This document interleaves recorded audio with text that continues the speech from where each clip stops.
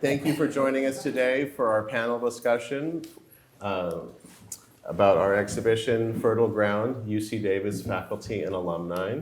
I'm very thrilled to share that we have three esteemed members of the UC Davis art community with us. Cornelia Schulz, who taught at UC Davis for over 30 years, just about exactly. 30 plus 10 years of one summer session. Okay. Or 29, whatever. Yeah. And then two alumnuses, Grace Munakata and April Glory Funcke. Yes. And Patricia. And Patricia, who was like me, she did her undergraduate at Davis and then immediately went into grad school. Yeah. Oh, wow. Yeah. Graduate. Wonderful. Sure. Right. She did Yeah. both. Yeah. You don't remember. I do. 85, right? So before, 85. we get into this fully, these three amazing painters whose work is actually right behind each of them, and I'm actually in front of Michael Tompkins' work, who unfortunately couldn't join us today, like I had hoped. But they have, He's painting. Well, I'm happy for that. So, UC Davis, beginning in the 1960s, through the hiring that Richard Nelson, the head of the art department at that time, created a legendary faculty that included Roy DeForest, Robert Arneson, Manuel Neary, William T. Wiley, and Wayne Thiebaud among them, amongst several others. It wasn't a huge department at the time. And as it was pointed out to me recently, the art department grew out of the Department of Home Economics. Bob Arneson was first in economics. He always said they put him there because agricultural school, he would be making the dishes to put the food in.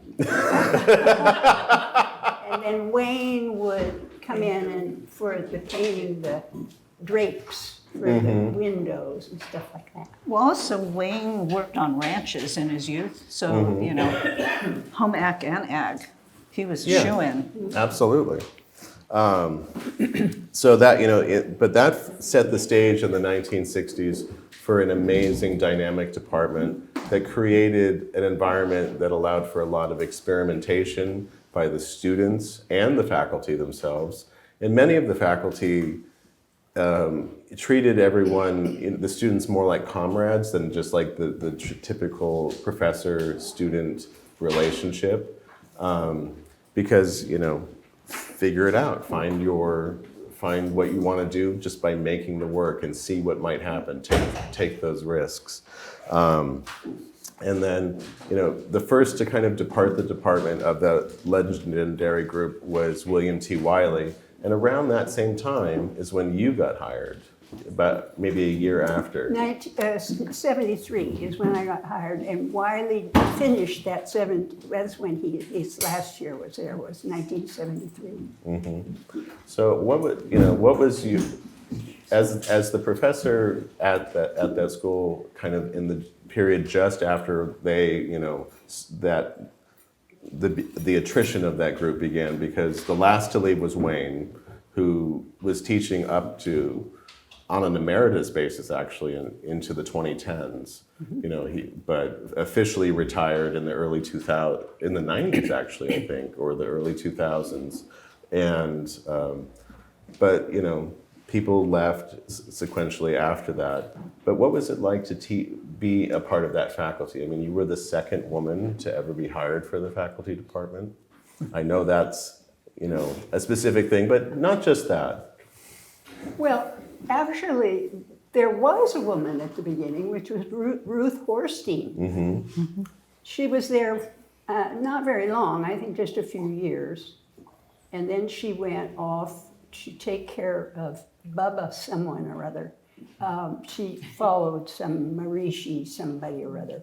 And so... like Sai Baba or something like that. One of those, yeah. And then she took off to do that. So, but 1973, that was in a hugely transitional period. And in fact, that I even got there and got the position was because the feminist movement, the guerrilla girls, were pounding on all the doors saying, you've got to hire women. Enough of this, all men. And of course, it was all men, Ruth being long gone, really. So it was quite a challenge, I must say, but it was a huge transition of going from an extraordinary period where they had put together this amazing department. And one of the things that was just extraordinary, and I was able to go to one of them, was in probably the period of 1968 to maybe 72, maybe 69, 70, 71, something like that. There were productions that Bill Wiley and Dan Snyder in the theater department got together and put these incredible performances called Out Our Way. And they were so amazing. They were so funny and just absolutely outrageous. Bill Wiley was his Mr. Unnatural, if ever you've seen the pictures of him in his outfits that he would wear. He had gaita and the dunce cap and a kimono. Yeah. Did you ever go to see one of those Yes, Out Our Way? multiple, and I'm sure when we were undergrads. Yeah. So that must have been what year? I was there 76 to 80. But they stopped doing that Out Our Way in that, I think, 72. No, there's no way, because I was in Monterey. I was still in high school in Monterey in 72. Well, anyway. Yeah, I mean, she doesn't remember there were giraffes at UC Davis. Anyway, the productions they did were just amazing. I wish there were videos of them. I don't think there are. Just amazing. Probably And the not. graduate students there, I mean, Bruce Nauman was a graduate then. And Deborah Butterfield, I don't know if she participated in those productions. And who else? Some other famous person who got famous. Anyway, so that was wonderful. And then we go into 1973, and that was the year that the women's movement was really pressing on the institutions to start hiring women. So I managed to get in there in a position was the drawing they needed someone to fill a position for just a year of a descriptive drawing. And so as the story goes, Richard Kramer, who was the chairman of the art department, came out in the hallway, and actually I had just sent up my resume out. See, timing is amazing. So Richard Kramer comes out in the hallway, and Bill Wiley is walking by, and Richard Kramer says, "Do you know this woman?" And Wiley says, "Sure." We were in graduate school together, actually. And he said, "Well, could she teach descriptive drawing?" And Wiley said, "Sure." He said, "Oh, great." So I got that job. I mean, you know, it's like, it was before affirmative action. I'm all for affirmative action, but this was before, and actually it helped me a bit to be before affirmative action. So I taught descriptive drawing for that first year in 1973 through the year. And then comes the year end, and they had needed somebody to do it again, and well, she's doing pretty good, and so I was able to continue on and do it in 74. And then a position came open. Well, actually, they fired someone who was not working out in the sculpture area. That opened up an associate position. And then again, I was competing with maybe 30 people rather than like 450, which I would have been if it was affirmative action. Anyway, so that they liked how I was working, and so I got in, and that's when I got into the tenure track position. But to be the one woman was quite a dance, and the guys were being guys. They all had their own egos. Oh, I tell you. And I say that gently, but that encompasses a lot, especially for some of them. Yeah. Well, the thing about when I came in there, and particularly 74 or 75, now, you graduated, what, in 81, right? 80, 80? yeah. Okay. And April, She can speak for me. what? We were in the same class. Oh, you were in the same Yeah, class. we met the first year we were both there. And what was his name? The art historian who left because he was too good. He wanted you to be an art historian because you were so good. Yeah, and I was just like, he would be talking about the picture plane, and I was like, what plane? I'm sorry, Who would yes. be talking? I would be talking about the picture frame? No, the artist, where I met Patricia, we were, Oh. Lynn Madison. Madison, Oh. yeah. And yeah, he was extraordinary.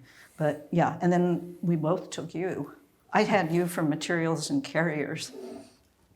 We'll get into that later. Yeah, we'll get there.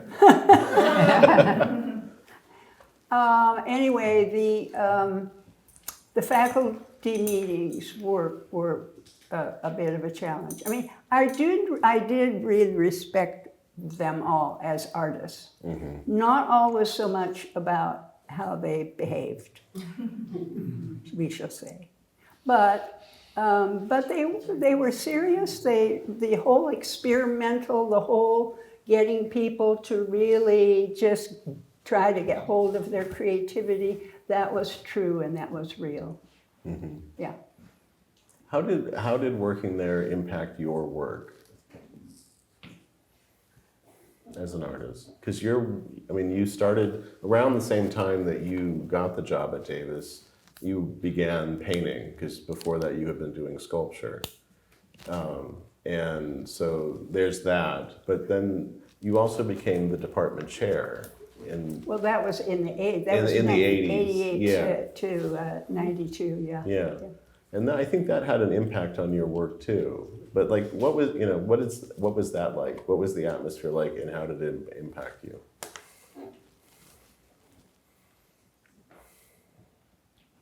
Well, I don't know. I was doing these big, large paintings that, and to tell you the truth, I don't even remember how I got there with it, why I was, doing this in the first place.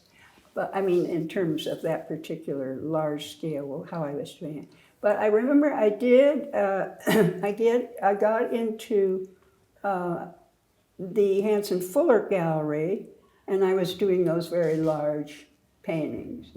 5 of them I finally gave to the Shrem Museum, the ones that I didn't destroy, because I actually, what I did, I had many paintings, and I would, every now and then I would go take a look at them and see who's holding up. And if it wasn't holding up, I would cut it off from a stretcher. These are about 6.5 by 5 feet. And I would cut them up and I lay them flat down the floor. And so my studio floor has a number of paintings as mats. Several layers thick on top. Yes, you were quite stunned by that. Yes. I have told you several times I'm coming for that floor. But I think I'll be able to get to the dump before he gets. Anyway, so there was that evolution.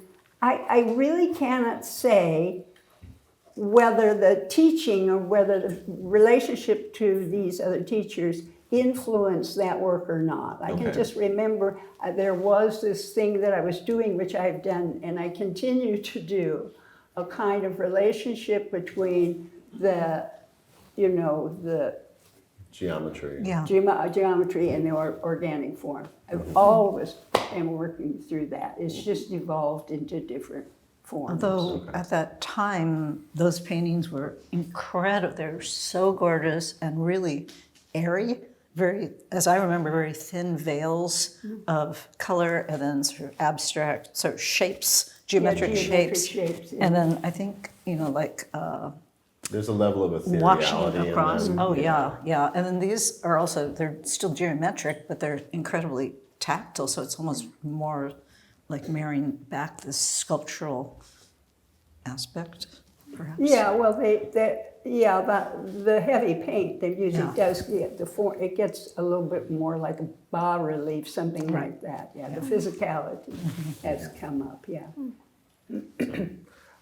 Now that we've reached the 80s, you two both kind of arrive in the late 70s or early 80s, April and Grace. What was your experience? What are your experiences of being students at UC Davis?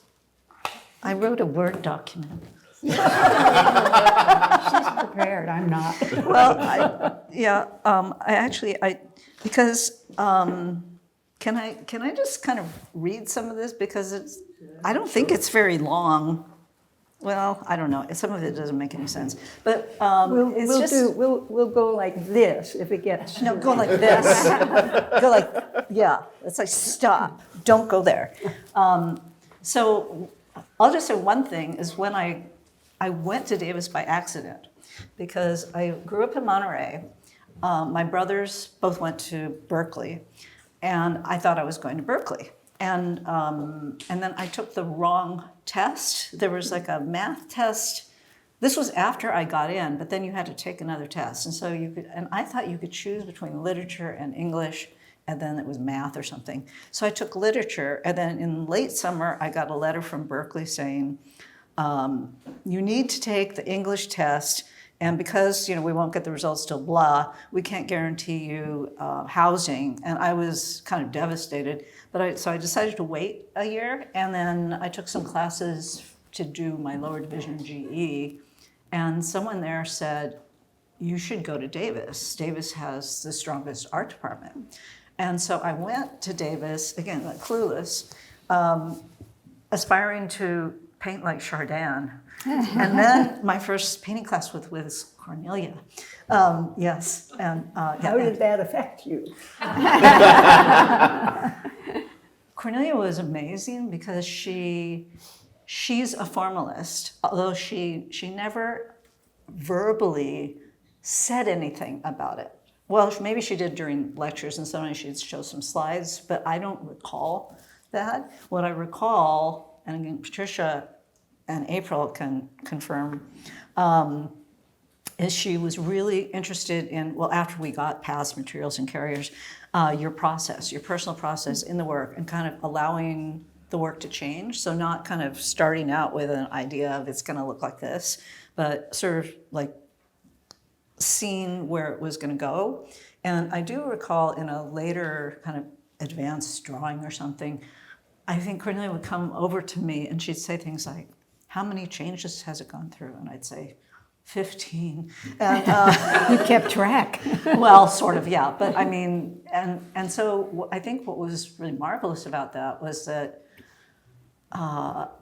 Cornelia and I think pretty much all the other faculty, there was no one way to get to a destination. And in fact, I remember Ralph saying, sometimes the journey is more interesting than the destination, and and the faculty, I'm going off, I'm not on my notes anymore, but they were so different. So again, from a student's perspective, not knowing about the fistfights that were going on behind the scenes, there was a sense to me that there was like people were all working artists, which I didn't know is not something that happens at every art department in every college.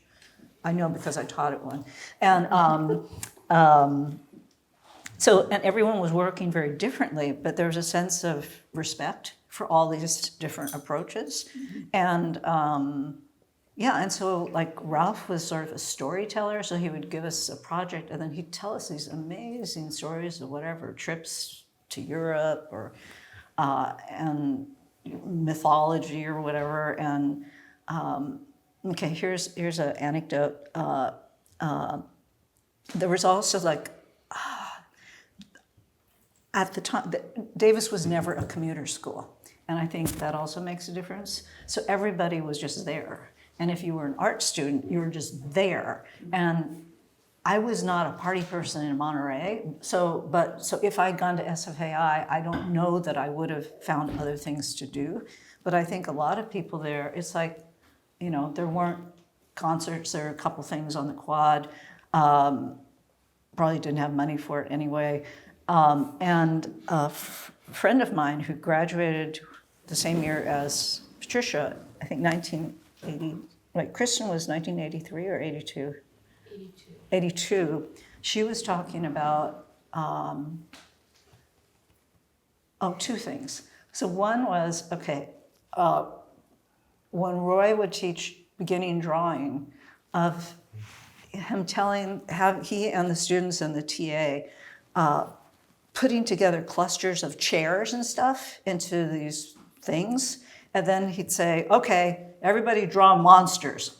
And so, you know, everybody draws monsters. And then if you compare that to, say, beginning drawing with Wayne Thiebaud, Wayne would have had a still life setup. He would have done an incredible demo and been talking about, you know, atmospheric perspective and, you know, how to do sighting and all that kind of stuff. And it was like both valid ways of doing.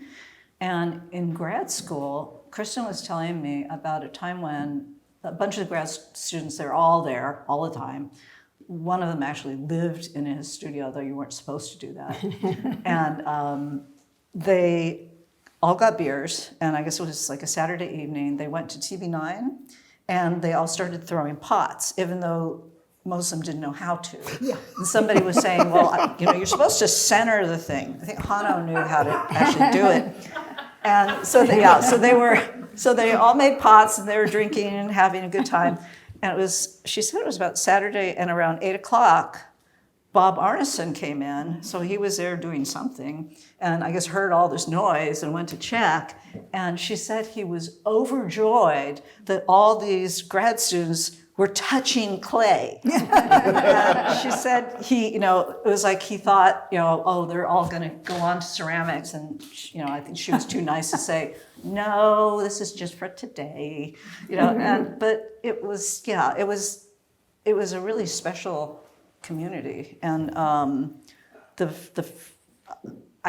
it's just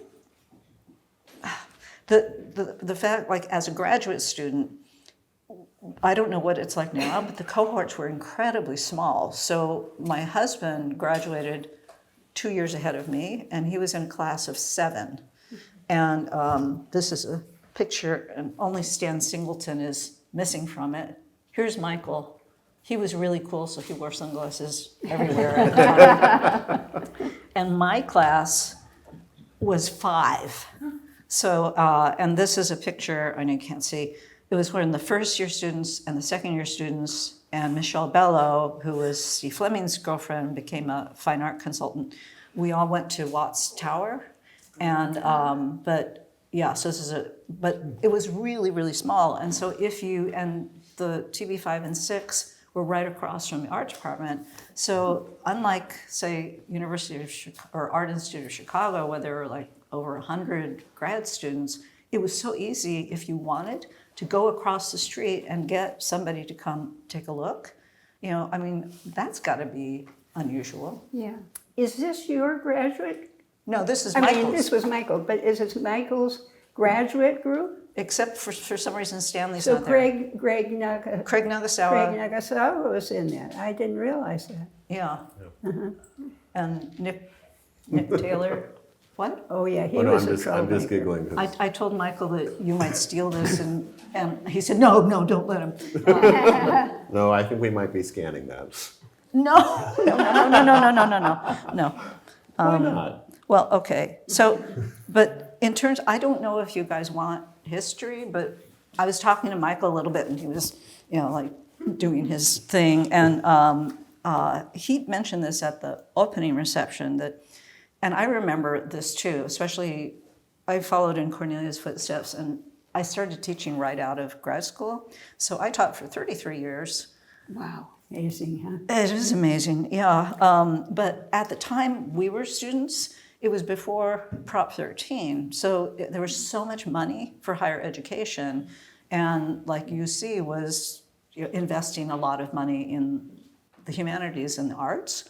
And so Richard Nelson, okay, this is a legendary story of Richard Nelson, but this could never happen today, that he was the chair, somebody appointed him chair, and then he just apparently had carte blanche to just pick. Yeah, so he picked some people that he thought were promising. There was no committee. There was nobody screening. I don't think it went. You had to There's go no through HR college clearance. committees or There's no website where 100 exactly. people apply. There was nothing. He just picked them, and apparently Michael talked a lot to Wayne and Ralph and people like that about the old days. And apparently he told them essentially, you don't have to be on any committees. I'll do everything I can to protect you from kind of university work. So all you have to do is make your work and teach. So again, that's the like biggest concept. Very Yeah. unusual in Yeah. academia. And Wayne was already teaching at Sac City, is that right? Yeah, and so he was kind of happy there. Fred Dahlke was, I think, his colleague.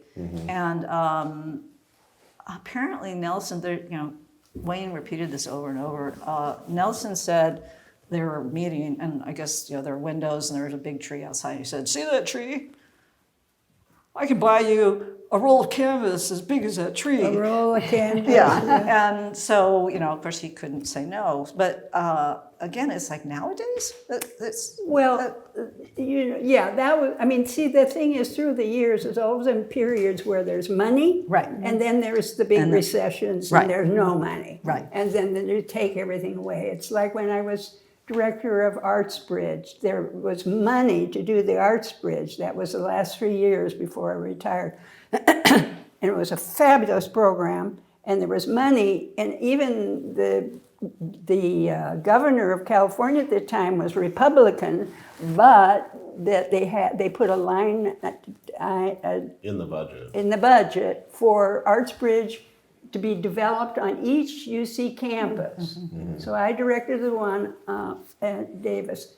And then, of course, the third year, the budget was pulled out because it was some sort of recession or whatever. Boom, there goes the money, here goes the program. Yeah. April, what were some of your experiences? Well, I ended up at Davis. I had went to an arts high school in New York, a magnet school, art and design. And I had immediately after high school just went into working as a freelance artist. So I was freelancing doing children's textbook illustrations and rock posters for like Iggy Stooge and Jerry Garcia and things like that. And a friend of mine, I was kind of getting sick of freelancing because I never seemed to have enough money. And it was, always kind of hit and miss. And so I had started drawing on the side, just because the difference in working for commercial art is you're always, somebody gives you a problem and you solve their problem. And do you want to, we want this I want you to draw this like so-and-so. I said, okay, I can draw like Milton Glaser, So a friend of mine, my neighbor, told me that I had been looking at Wayne's work and other people like Gordon Cook and people like that, Guy Deal, some of his work. And she said, well, you should, go up to Davis because Wayne Thiebaud teaches there. And I thought, oh, okay, I sent him a letter and he wrote back. And I said, okay, I'm gonna go and visit him. I brought out a little portfolio of drawings that I had done. And he said, oh, well, you should go back to school.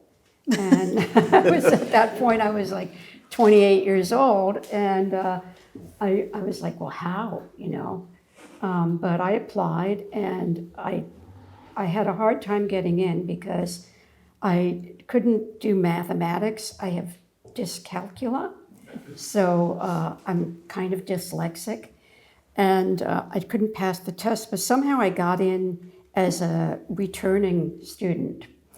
And so I started as an undergraduate in 1983.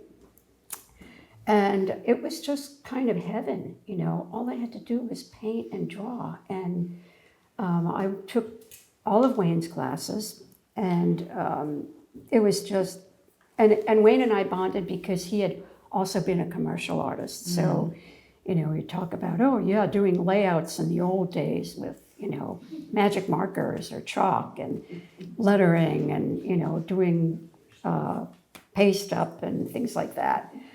And so then there was also the art history program, and I was sort of in love with art history. There was Jeffrey Ruda, who taught there at that time. Mm-hmm. And I particularly remember taking his Italian Renaissance classes, and he would stand in front of the projector, so the painting would be shining on him, and it would be art in the dark.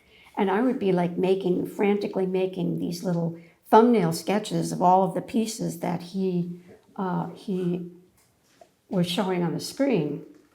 But just, being exposed to the whole wealth of, Western art history and some of Asian art history. There wasn't that much concentrate of art history outside of the Western tradition. But I really enjoyed that.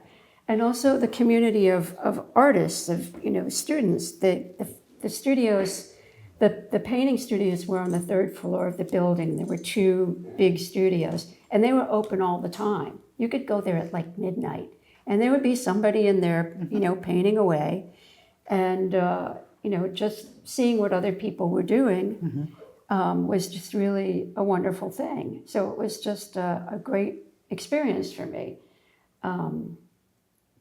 Yeah. I think a lot of great art gets made between the hours of 10 p.m. and 6 a.m. Yeah.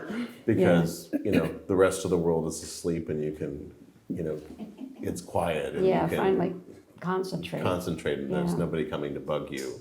Yeah. And everyone who's there understands just. No, I was thinking exactly the same thing, that when we were undergraduates, probably about around my junior year or so, I started doing that thing because there was a group of students, and I don't recall us like talking to each other very much, but people were just working. And so it would be like after classes, after dinner, and there'd be people in the painting studio and grad students in the printmaking studios, like way late, like sometimes till like 2 a.m. And I think both especially for the undergraduates, if you were that, I don't know if ambitious is the right word, serious, you were role modeling for each other.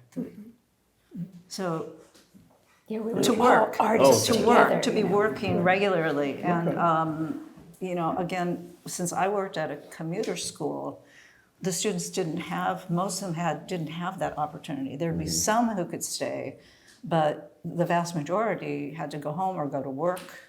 And they just, we just had some great resources.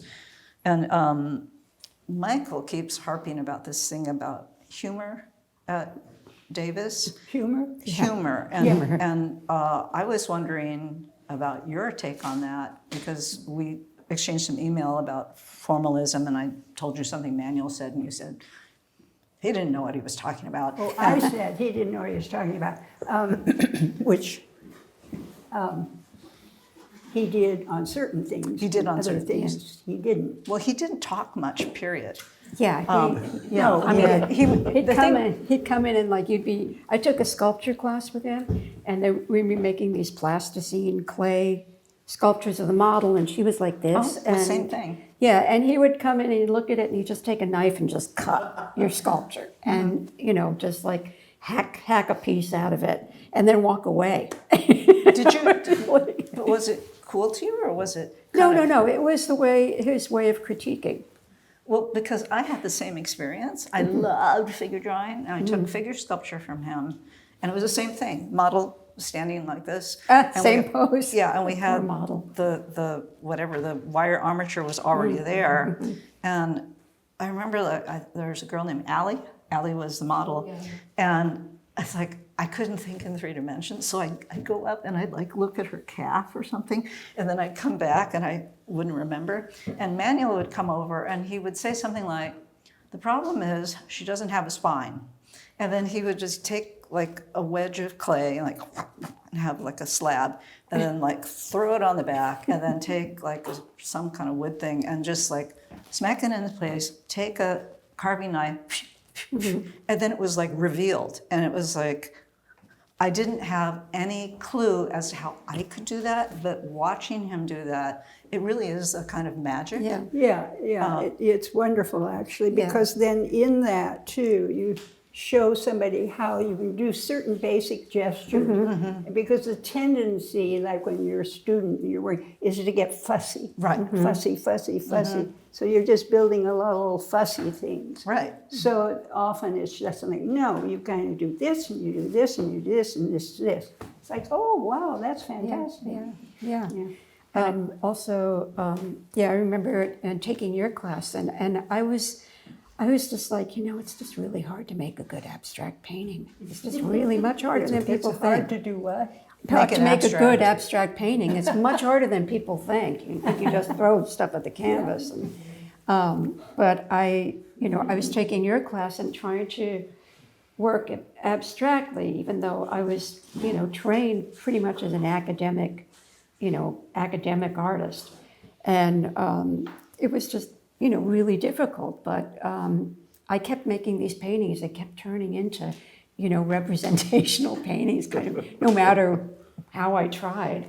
And that was an interesting, an interesting situation, because a lot of people were saying, "Oh, you should paint abstractly," and I was very much a realist painter. And faculty would say that? Well, Bob Arneson was, kind of got on me saying, "Why are you painting like you're in the 19th century? You should be painting in the 20th century." And I was like, I think that was probably a point of contention between Wayne and Bob, because Arneson and Wiley were like the most out there in terms of freedom and everything. Yeah. And Wayne and Manuel, I feel like, were like the most like kind of classically trained. And so they represented that kind of lineage tradition of, how to get a form on a 2D surface or in a 3D form, to resemble something like classical sculpture of some sort. And then, Wiley and Bob were out here just doing all sorts of crazy things. And there was like everyone kind of else was kind of in between somewhere, in their own way. Roy was really, really Roy was a he was really, really knowledgeable about art history. And he and Wayne, apparently, like during faculty meetings, they would have this like kind of try to trump you.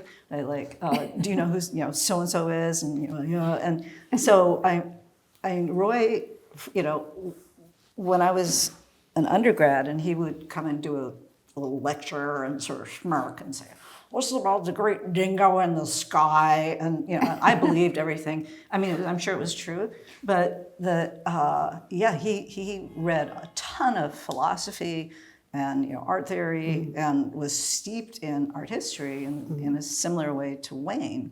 But again, there's this kind of.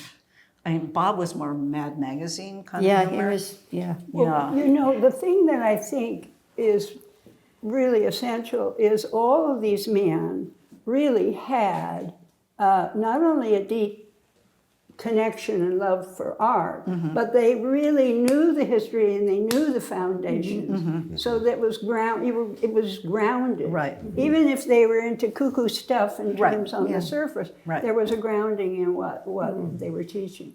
And I don't know if either of you in my class ever remember, or if I did it at any time. I used to take in, I had tons of art books in my office, right? And so I remember taking in Richard Diebenkorn books. I remember this. Yes, Yeah, and why I would take it in is because you can look at Richard Diebenkorn's paintings through the beginning on up into the end.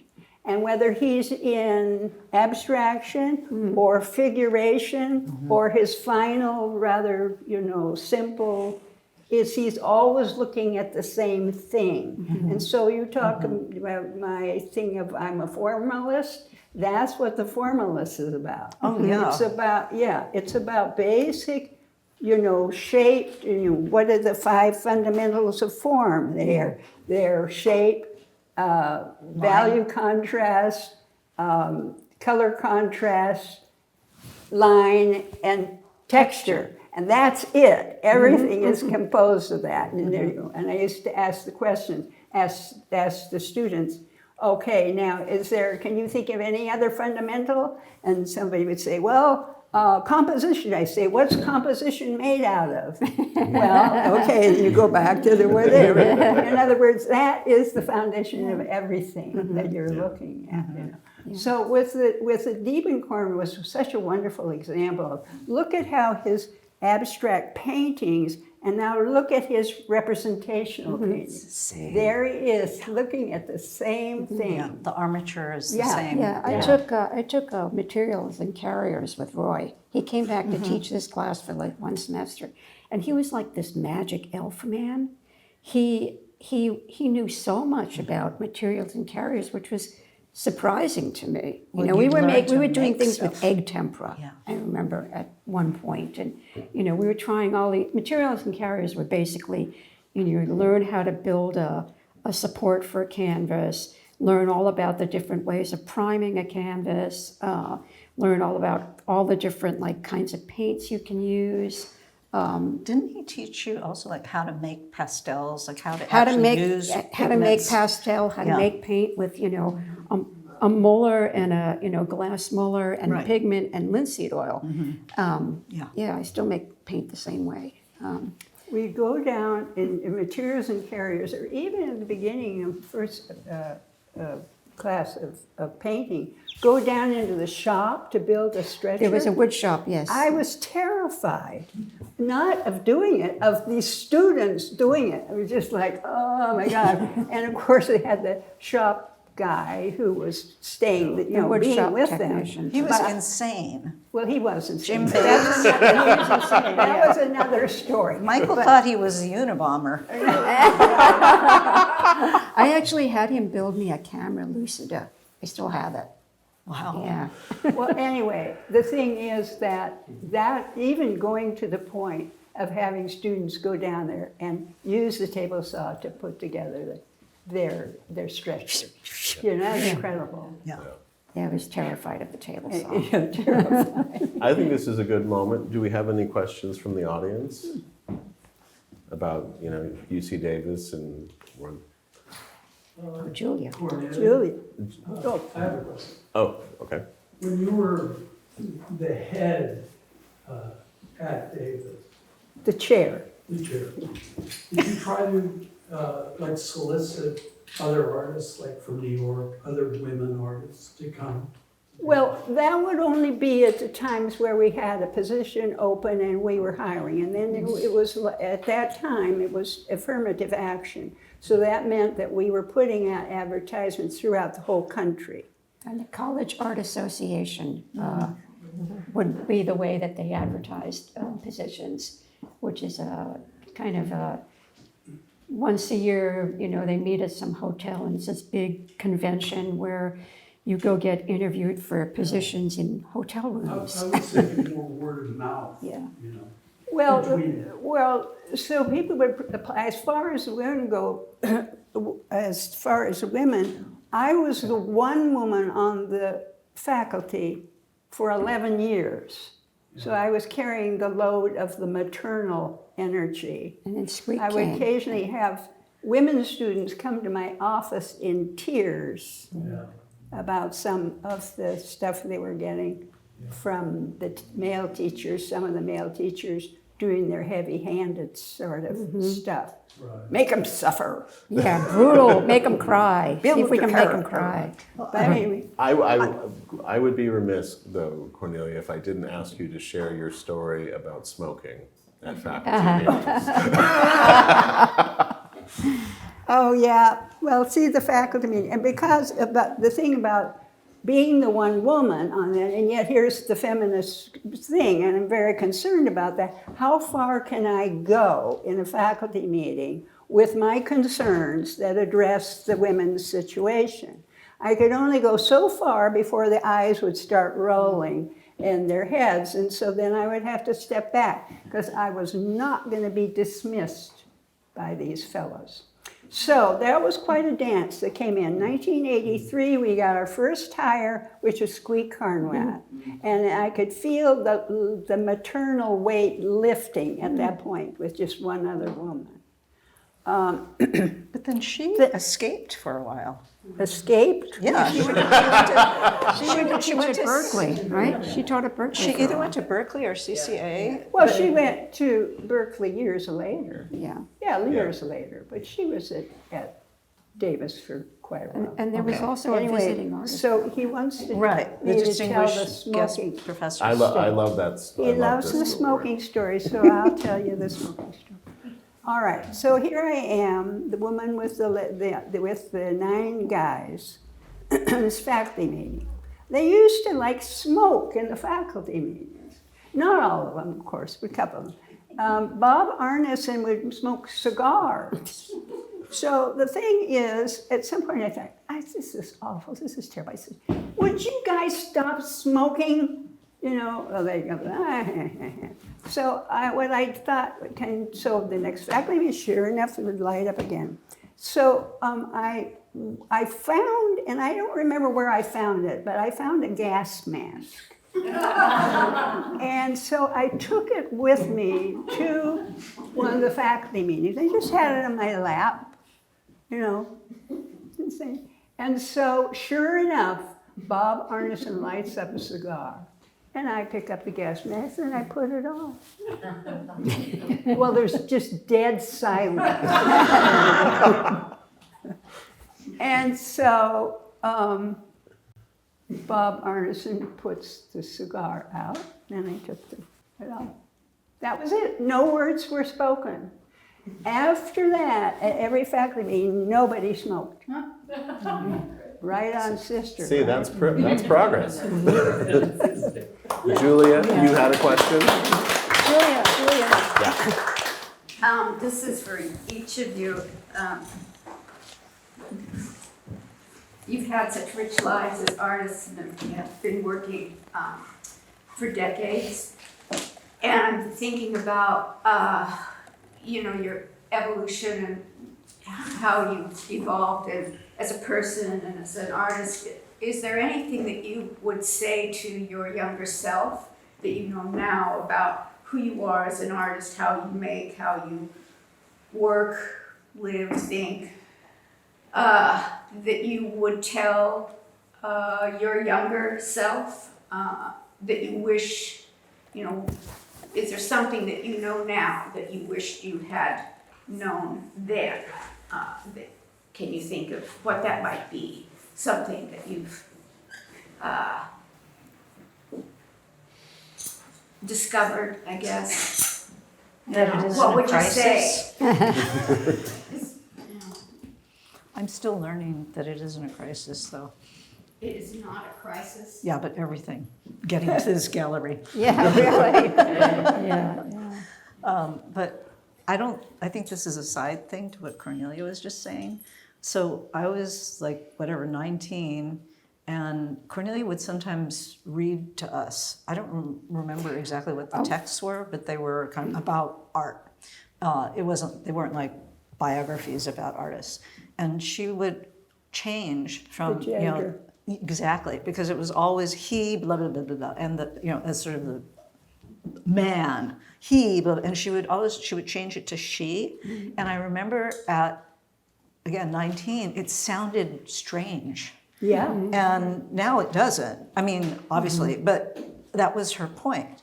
Exactly. And also, I remember her at one point, I think I was maybe a senior or junior or senior, and Cornelia said something like, we really need some strong women artists. I mean, it was kind of like, you too could be a strong women artist. And I remember telling you, I said, I think in my case, it's going to take one more generation. And what was kind of lovely is she didn't argue with me. She just kind of, because what's she going to say, right? But it's lovely that she said that. And the whole Artisan Bob, whoever, one thing about Manuel that I adored, and remember I was like 19, 20, in my 20s, and he'd say, it doesn't matter, it's sort of basically like you're thrashing around now, but it doesn't matter if it doesn't come together until you're in your 50s. And I mean, when I was in my 50s, I mean, then it means something different. But, being 20, it was like, that's really cool. I mean, that was, and Bob was the other way. It's like when we were in grad school, if he came into your studio and you said, well, I'm experimenting with it. You're a master now. There's no experimentation. You should be getting ready for your retrospective at the Museum of Modern Art. And the thing was, and he had this booming kind of thing. And I think, he had fun with that. So I think he was both poking fun, but also he would kind of look for if people had an insecurity, and then he would kind of go after you. Yep, absolutely. And then as soon as they were at the kind of to him, then it was all okay. It was kind of, I think. I mean, if I want to be kind about it, I mean, I think he had a one-size-fits-all approach to teaching, and I don't, I didn't want to teach like that. But people like Craig would say, he just wants you to be better. I'm like, okay, fine. Yeah. I think one thing I would tell my younger self is it doesn't matter. Nothing matters except the painting, because at the time I was, I got with a gallery right when I was like still in graduate school and was getting a lot of, success from that. And, I had a teaching position in Montana and, thought I was off, but all of that external career stuff that, everybody was kind of pushing to be in galleries or teaching positions or this or that, nothing matters but the painting. Nothing matters but what is in my case, what is my particular obsession, and how to keep that going. And the other thing is to just keep working every day, no matter what. It's just so important. It's like, if you're learning to play a musical instrument, you have to practice every day. In the same way with painting, you have to, be in the studio every day and give some part of yourself over to that and kind of surrender to it, And that's what probably I would say. Well, Julia, when I'm thinking about what your question is,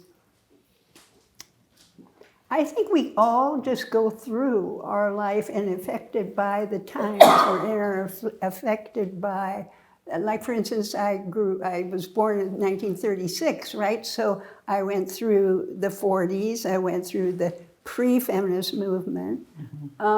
A lot of insecurities, a lot of, trying to be out there like I'm fine with internally not feeling fine at all. And the thing is, I don't think there's too much you can do about it. So if I could tell myself, hey, don't worry about it, the fact is, this is how I'm developing. What I find quite wonderful now is that as I've developed and as I've now gotten to age 89, I keep experiencing the same kinds of experiences, but with a whole different approach to it. And so also the thing about, wow, I'm going to learn this again. I mean, that's why I think with the painting, why you need to keep painting until you drop is because you keep growing. And it's so fascinating. It's like, whoa. Now, but I'm still going for the masterpiece, you know, so then, you know, and so there's this evolution to your whole growth process that you can't necessarily go to that 12-year-old and say, act differently, you know? That's a very profound thing you just said, right there, actually. Because it really is the same thing over and over again. Yeah. You know, you just circle back. Yeah. See, I always thought by the time I would maturity, be, the maturity comes in. All this stuff, all of the tragedies, whatever, and you're building from them. You build it, you build it, you build it. And to be able to get to the point where you can experience that level of maturity is really quite extraordinary. I always thought that I would get to a certain age and I'd have it all figured out. And then at some point I realized that this is like kind of this continual thing, you know, that it was, you know, you were always evolving, always changing, always like, you know, trying something new or trying something different. And, you know, it's all feeds into the whole process. Enrique, you'll be our last question. Okay, great. This is a question for the three of you. You know, I think a lot of the things that change, you know, many of us went to school. I went to the Art Institute here. Is that there's less opportunities to artists today.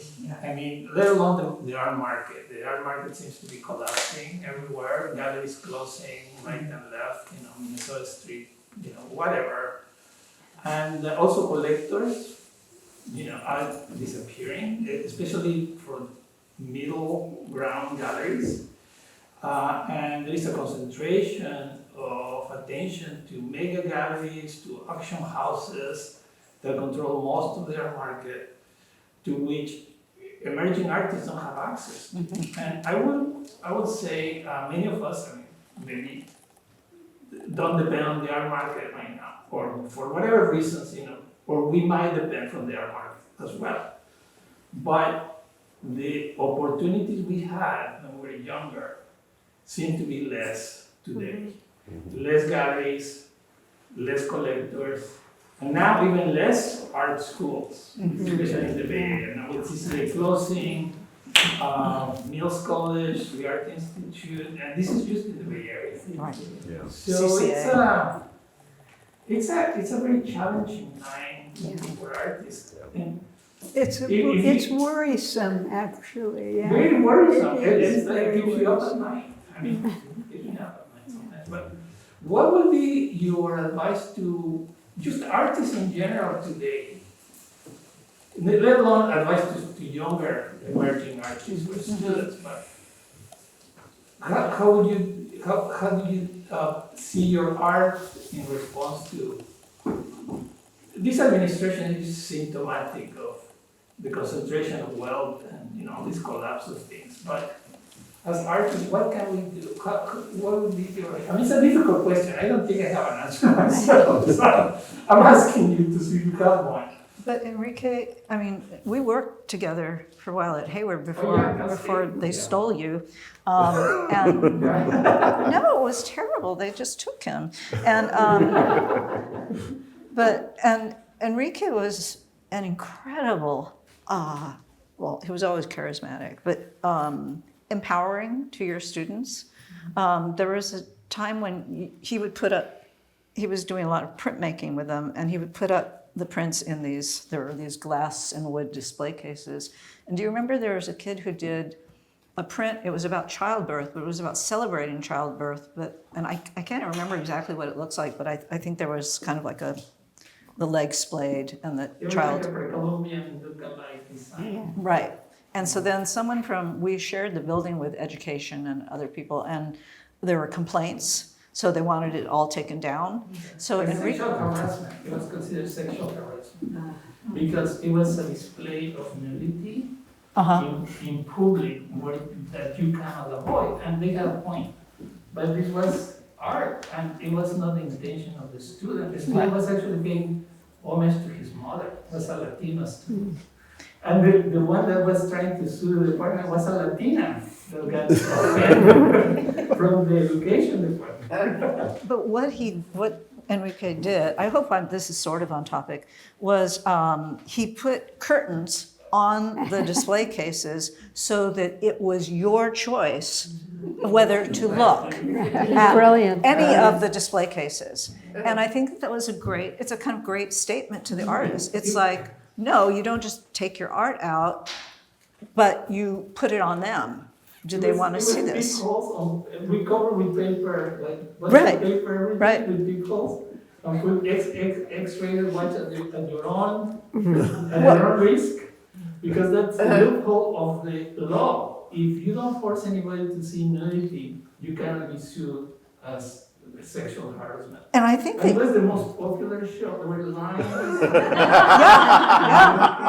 well, and I Everybody think wanted to look under the curtain. Exactly. you did a print that had, it was, I think, based on a early, like, Mesoamerican image of, like, an erect penis. Well, no, we have even worse than that. We have Jesus. Yeah, having it was an Jesus. erection. Yes. Yes. From a Renaissance painting in art history, we just opened the book. Right, and so actually, this actually does tie into something, because when I was teaching at Hayward, one of the things, again, commuter school, so people kind of have friendships, but then they tend to fall away from each other. And my advice, and I think this would be my advice to most people now, have at least one friend who is also an artist who understands why and how this is important, why it's so important. And then Yes, I agree. it's I that sense agree. of community. Yes. And when I was preparing like a week ago, before you started telling me that I didn't see giraffes, I was getting all Didn't see what? giraffes. Yeah, you don't even remember what you wrote? No. I said giraffes. All right, No, anyway. I do remember what I wrote. There but I was the don't cow with understand the what hole in it. giraffe- It was the vet center. Yeah, the vet center. Okay, All these but I poor just animals. want, Okay. okay, I don't know, this Final isn't a comments and then question. one last question and then we'll. Oh, okay, I just wanted to be No, all no, you sloppy tell- about the You, Davis thing. You finish what you're going to say, but that's Oh, okay, I was feeling so grateful for the experiences that we had and how supportive both other students were. It's like, now when I say my old friend, it's a little weird, but it's more like we've been friends for a really long time. It's like Patricia, I met her my first year at Davis, and she's like one of my best friends. Kristen also, there are a bunch of people but the faculty, it's like, I lost my parents when I was 23, so I finished undergrad and I wasn't ready to apply for grad school, and the faculty, like Cornelia, were sending me beautiful condolence cards. And Cornelia, actually, I got really, really sick. And she came over to the apartment with a basket of fruit and maybe vitamins, I don't remember. But I remember her saying, I had this feeling maybe you were hiding out. I mean, who does that? And there were faculty that treated us like family, that we'd go to their places for dinner. We would go to the Blue Mango. And, Wayne, I remember Wayne presenting Michael and I with a cheap bottle of white wine. We were like, oh, wow. And then, after grad school, it was the same thing. It was like the sport during grad school, Cornelia coming in before the grad critique, you're ready for the Mack trucks to come in. And, that afterwards, they were so helpful. It's like they were a couple of people, Cornelia suggested we trade work. It's like, if you want to validate a student, and I remember you had all these drawings out, and I was like, I couldn't pick, and I was like all nervous, and anyway, and then Ralph did the same thing. We did a trade. Wayne never traded anything with me. Manuel actually said he wanted to buy some of my drawings, and he specified which. So I left them in his office. He never paid me, but he did keep them. And then, later on when the faculty were the first people who helped Michael and I get jobs teaching, first at Shasta College, I think it was. Bob Arneson said, write your own recommendation and I'll sign it. Oh, God. Oh, God. That sounds about right. That sounds about right. I'm basically, what we're saying now, what you're saying, is we get back down and with the disturbance it's now, where do you go? What you West. do is you go right back to and I hate to be corny, the word love. Yeah. Yeah. I mean, it's back to connection, caring, deep caring, and love. And that's where we go. And we get crazed when we go out there and we get this news and it's just like maddening. And then you go, okay, I'll do what I can. I'll do in this march. I'll carry this whatever. And then I'll go back and I'll connect with my people and I will be kind and I will so forth. I mean, that's it. It's survival for all of us together. Yeah. I think that's the Yeah, thing. community. It's And back I to would say community. also including galleries that have a hard time today. Not artists, the world, the people who are not necessarily artists, everybody, the workers in the restaurant. I think that was the answer. It's all of us. All of us have to be together and community. And it's not corny. Enrique. Enrique. You are Enrique Chagoya. I have never met, listen, I've never met you. Here you are. I think your work is fabulous. I've always loved your work. Well, since we're okay on the last question over here, actually, because she says it was answered in the last comment, so that was great. I think we'll leave it there. Thank you, everyone.